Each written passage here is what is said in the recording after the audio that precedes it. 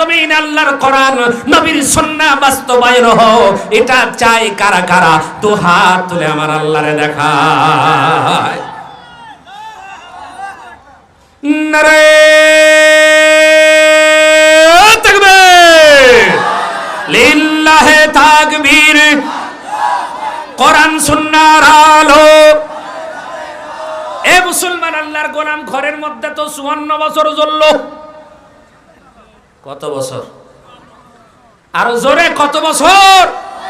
54 বছর জ্বলার পরেও তো এখন আমাদের মধ্যে কি শান্তি আছে? আমরা সবাই শান্তির আশা করতেছি, কিন্তু শান্তি পাই না, শান্তি পাই না।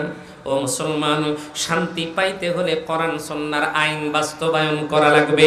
কেমনে করবেন, কেমনে করবেন? এই কোরআন সুন্নাহর আইন বাস্তবায়নের পক্ষে আছে আলেম ওলামা, আর এদের বিপক্ষে আছে জালেম জুলামা। কথা কোন ঠিক কিনা?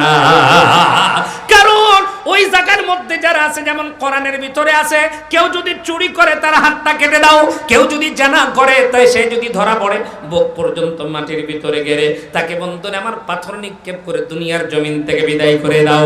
আল্লাহ রাব্বুল আলামিন কোরআনে বলেছেন, ওয়া কাতাবনা আলাইহিম ফিহা আন্নান নাফসা বিন নাফসি ওয়াল আইনা বিল আইনি ওয়াল আনফা বিল আনফি ওয়াস সিন্না বিস সিন্নি ওয়াল জুরুহা কিসাস। আল্লাহ রাব্বুল আলামিন বলেন, কেউ যদি কাউকে হত্যা করে, হত্যার বদলে হত্যা আমি আল্লাহ পাক ফরজ করে দিলাম। কিন্তু মুসলমান, ভালো করে বিষয়টা বুঝতে হবে, এই হত্যা কিন্তু আমিও করতে পারবো না, আপনিও করতে পারবেন না। এটার বিচার ফয়সালা করবে বন্ধুরা আমার আদালতে।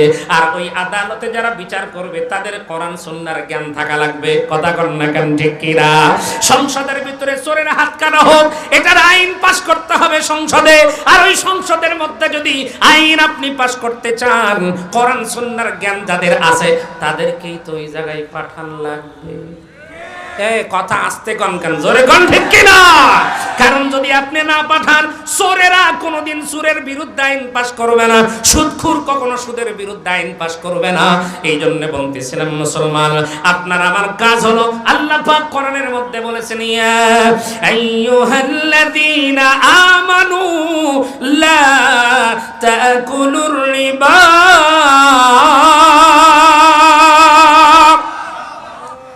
অনেকে রাস্তা দিয়ে দাঁড়ায় আছে, তারা ভাবতে যে হুজুর মনে হয় একলাই ওয়াজ করবে। কৌ আব্দুল বাসেদ খান সাহেব হুজুরকে বলে দিবে।